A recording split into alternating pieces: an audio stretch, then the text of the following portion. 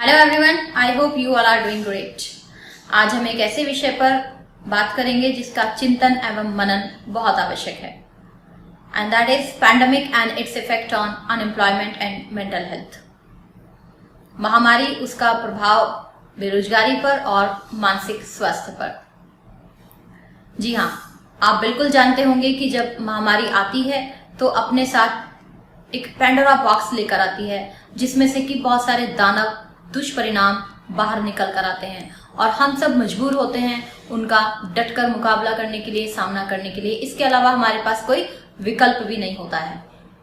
आज समूचा विश्व कोरोना नामक महामारी से जूझ रहा है। इसका जो नेचर है, the very nature of the disease is so infectious and contagious that government has taken some serious preventive measures and one of them is lockdown.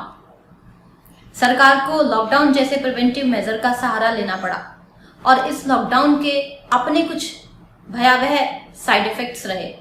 One of them is economic turn down and because of that unemployment. अर्थव्यवस्था की पटरी लगभग उखड़ रही है, लोग बेरोजगार हो रहे हैं। आपको जानकर आश्चर्य होगा, CMIE की centre for monitoring of Indian economy की रिपोर्ट बताती है कि लॉकडाउन डिक्लेयर होने के 2 सप्ताह के अंदर अंदर 11.9 crore people were unemployed. 11.9 crore लोग बेरोजगार हो गए, जबकि फरवरी 2020 तक 40.4 crore people were employed. 40.4 crore लोग रोजगाररत थे, यानी काम पर थे, और 11.9 करोड़ लोग बेरोजगार हो गए 2 सप्ताह के अंदर अंदर। इसका मतलब ये फिगर घटकर रह गई 28.5 करोड़। ये 11.9 करोड़ लोग किस मन स्थिति से गुजर रहे होंगे, इस विषय पर सोचा है आप लोगों ने, हम लोगों ने। लोगों को साइकोलॉजिकल डिसफंक्शनिंग आ रही है, मेंटल हेल्थ इफेक्ट हो रही है। केवल सोर्स ऑफ इनकम खत्म नहीं हुआ है, उनका सेंस ऑफ पर्पस जा रहा है। आप लोग उठते हैं, हम लोग सुबह उठते हैं, तैयार होते हैं, अपना दिन गुजारते हैं किसी अर्थपूर्ण काम के लिए, वहां से इनकम भी आती है। वो लोग पहले से रोजगार कर रहे थे, वो लोग पहले से काम पर थे, उनको काम पर से निकाल दिया गया है। उनके अंदर सेंस ऑफ पर्पस खत्म हो रहा है। वो समझ नहीं पा रहे हैं कि किस तरीके से आगे की चीजें चलेंगी। तो केवल सोर्स ऑफ इनकम नहीं गया है, लोगों में वर्थलेसनेस आ रही है। ऐसे लोगों में अपने आप को अयोग्य समझ रहे हैं। वो ये नहीं समझ पा रहे हैं कि this is not there worth, this is the situations demand actually. जो स्टाफिंग की गई है, जो प्राइवेट कंपनीज ने, या जो लेबर है, जो डेली वेजेस के लोग हैं, जो माइग्रेंट वर्कर हैं, जो MNCs में काम कर रहे थे, जो लोग आप ये समझिए शोरूम्स में डिप्लॉय थे, हॉस्पिटल्स में थे, whatever, there are many things, many channels and mediums जहां पर कि लोग रोजगार अपने काम पर थे, वहां से स्टाफिंग कर दी गई है। स्टाफिंग करने वालों की भी गलती नहीं है, क्योंकि वो लोग भी लॉस में हैं। So now it is whose responsibility, किसकी जिम्मेदारी बनती है अब? It is the responsibility of the system of the government itself. लोगों को depression, stress, anxiety, mental health imbalance overall, somatic disorders, ये सब complaints, suicidal thoughts, suicidal attempts and suicide they are committing. सबसे ज्यादा तो सुसाइडल थॉट्स आ रहे हैं लोगों के अंदर डिप्रेशन के साथ, या कहिए कि केवल स्ट्रेस होने की वजह से बहुत ज्यादा दबाव और बहुत ज्यादा दबाव की वजह से देन सुसाइडल थॉट्स। इसके अलावा सोमैटिक डिसऑर्डर्स, पैनिक हो जाना, बेहोश हो जाना, फंक्शनल होना, हिस्टेरिकल होना। There are many. Mental health तो एक ये कहिए कि बिल्कुल बुरी तरह से ढेर हो रही है। सो these have directly significantly affecting each other. First pandemic, then unemployment and then mental health. तो सरकार को अवश्यंभावी रूप से अनएम्प्लॉयमेंट पर काम करने की आवश्यकता है। दो पीपल वर ऑलरेडी अनएम्प्लॉयड, पहले से ही बेरोजगारी हमारे देश में कम नहीं है, बट वो लोग अगर रोजगार पर नहीं थे तो अभी एक नई स्थिति से वो सामना नहीं कर रहे हैं. Their mind is equipped of that situation, दो दे वर स्ट्रगलिंग, नो डाउट. वो लोग बहुत स्ट्रगल कर रहे थे, but they were act in that. उनको पता था, वो स्वीकार करके अपने लिए रोजगार ढूंढ रहे हैं.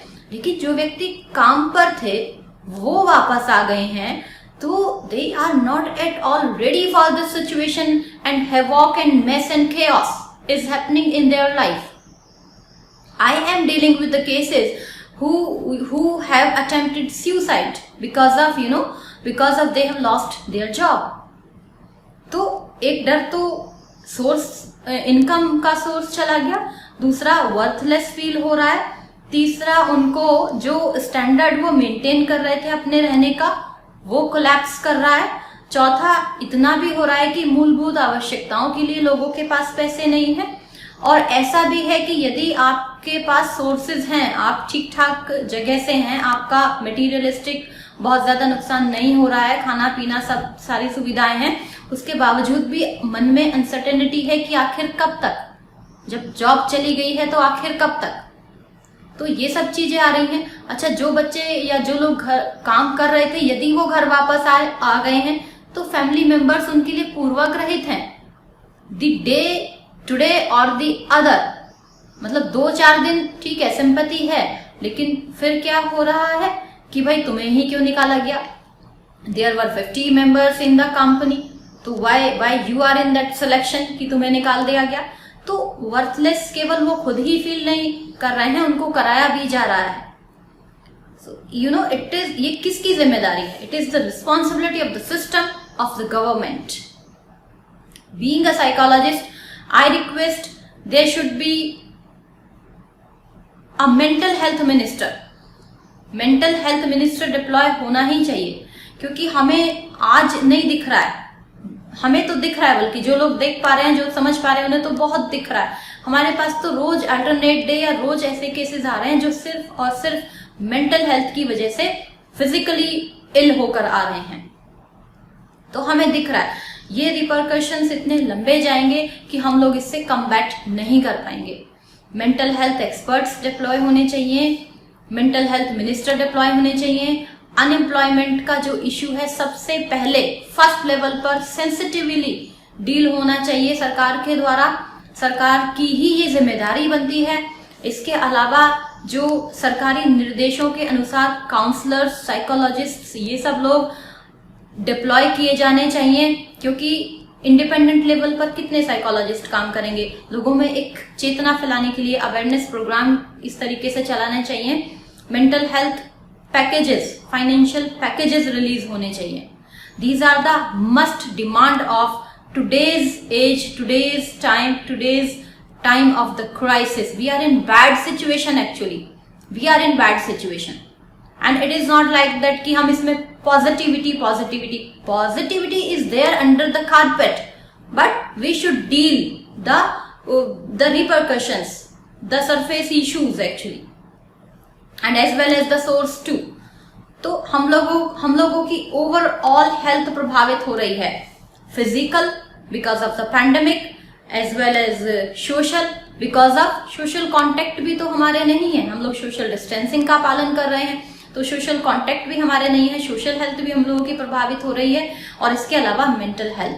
तो हम तीनों ही डोमेन पर कॉम्प्रोमाइज्ड हैं.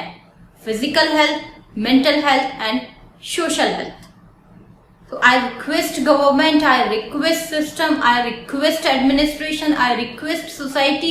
These all the issues should be tackled with proper sensitivity and precisely. ये बिल्कुल डील होने चाहिए. और एंड आई होप कि आप लोग भी इस पर आगे आवाज उठाएंगे, आप लोग भी इस पर काम करेंगे और अपने विचार भी रखेंगे कि आप लोग इसको डील करने के लिए क्या विचार साझा करना चाहते हैं. Thank you so much. नमस्कार.